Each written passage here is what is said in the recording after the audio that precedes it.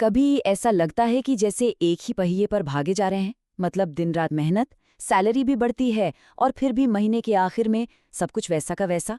और वहीं दूसरी तरफ कुछ लोग हैं जो बड़े आराम से दौलत बनाते दिखते हैं।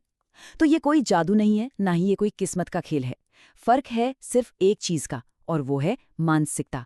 तो चलिए आज पैसों को लेकर उसी सोच को समझते हैं जो असल में अमीर और गरीब के बीच की सबसे बड़ी दीवार है। हाँ, यही तो सवाल है जो इस पूरी बातचीत की नींव है।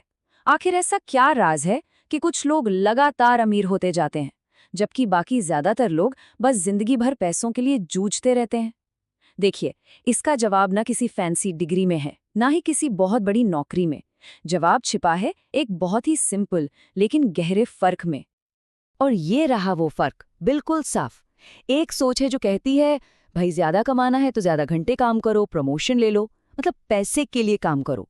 और दूसरी तरफ एक बिल्कुल अलग सोच है, ये कहती है नहीं, एक ऐसा सिस्टम बनाओ जो पैसा कमाए, तब भी जब आप आराम कर रहे हो, सो रहे हो, मतलब पैसा आपके लिए काम करे।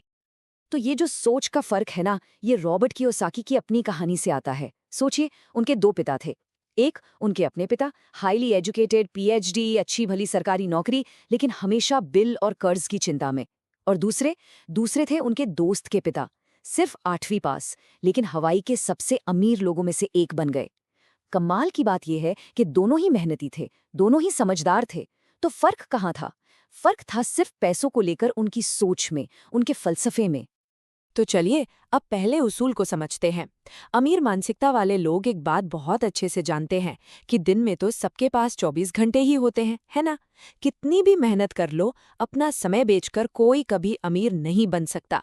इसीलिए उनका ध्यान सिर्फ महीने की तनख्वाह पर नहीं होता, उनका फोकस होता है पैसों के बहाव पर, मतलब कैश फ्लो पर। एक ऐसा सिस्टम बनाने पर जिससे पैसा आता रहे। और यही है असली आज़ादी का रास्ता, जिसे हम कहते हैं पैसिव इनकम। मतलब एक ऐसा नल खोल देना जिससे पैसा आता रहे, भले ही आप वहां मौजूद हों या ना हो। ये जो चीज़ है ना, ये नौकरी और कमाई के बीच के सीधे कनेक्शन को तोड़ देती है। सोचिए, जब तक इनकम सिर्फ हमारे काम करने पर टिकी है, तब तक हम सही मायनों में आज़ाद कैसे हो सकते हैं? हो ही नहीं सकते। तो सवाल ये है कि ये इनकम का सिस्टम ये बनता कैसे है? जवाब है संपत्ति से, यानी एसेट्स से। और इसकी परिभाषा इतनी इतनी ज्यादा सिंपल है कि हम अक्सर उसे कॉम्प्लिकेटेड बना देते हैं। सीधी सी बात है, कोई भी चीज जो जेब में पैसा डाले वो एक एसेट है, बस इतना ही। और इसका ठीक उल्टा है देनदारी, यानी लायबिलिटी। मतलब कोई भी चीज जो जेब से पैसा निकाले वो एक देनदारी है। एक पैसा लाती है, दूसरी पैसा ले जाती है। और सच कहूं तो यहीं पर ज्यादातर लोग सबसे बड़ी गलती कर बैठते हैं। अब जरा इस टेबल को देखिए। लेफ्ट साइड में है एसेट्स, जैसे कोई प्रॉपर्टी जिससे किराया आ रहा है, और राइट साइड में लायबिलिटीज, जैसे कार का लोन। अक्सर लोगों को लगता है कि एक महंगी कार उनकी संपत्ति है, उनका एसेट है, पर क्या वो सच में है?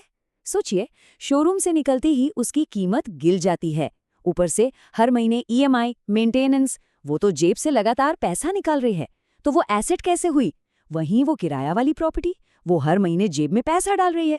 बस यही है असली खेल।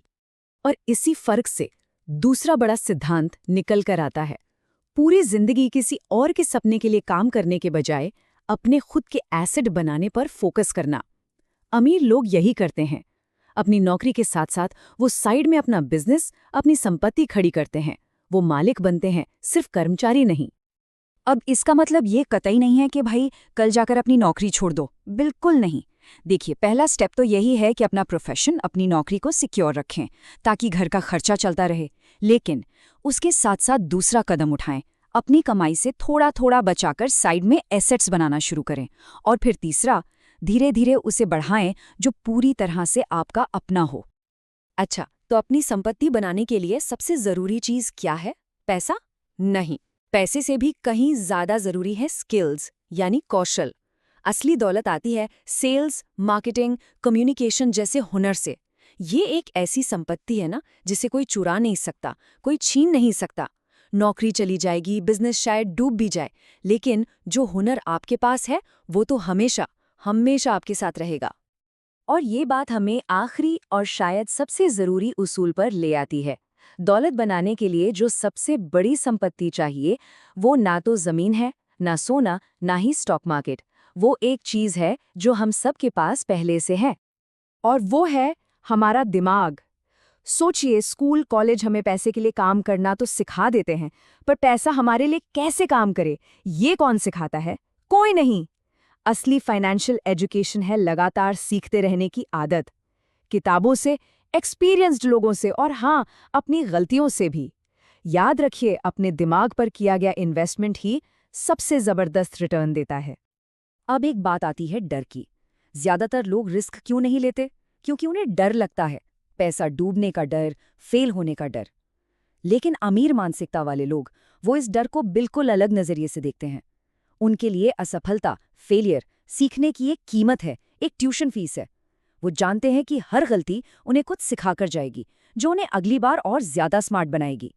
तो वो डर को एक दीवार नहीं, बल्कि आगे बढ़ने के लिए एक ईंधन, एक फ्यूल की तरह इस्तेमाल करते हैं। तो कुल मिलाकर बात क्या है? फाइनेंशियल फ्रीडम का रास्ता कोई रॉकेट साइंस नहीं है। ये शुरू होता है सोच बदलने से, माइंडसेट शिफ्ट से। ये सिर्फ सैलरी से नहीं, बल्कि एसेट्स बनाने से मिलता है। इसके लिए लगातार सीखना पड़ता है। और सबसे ज़रूरी बात, ये किस्मत के भरोसे बैठने से नहीं, बल्कि एक्शन लेने से, कर्म करने से मिलता है। तो आखिर में ये सवाल सिर्फ सुनने के लिए नहीं है, क्योंकि जानकारी का फायदा तो तभी है जब उसे एक्शन में बदला जाए। तो आज वो एक छोटा सा, सिर्फ एक कदम कौन सा होगा, जो इस नई सोच को हकीकत बनाने की तरफ पहला कदम हो? शायद किसी किताब का एक पन्ना पढ़ना, या किसी नए स्किल के बारे में जानना, या बस बैठकर अपनी पहली संपत्ति के बारे में सोचना। फैसला अपना अपना है।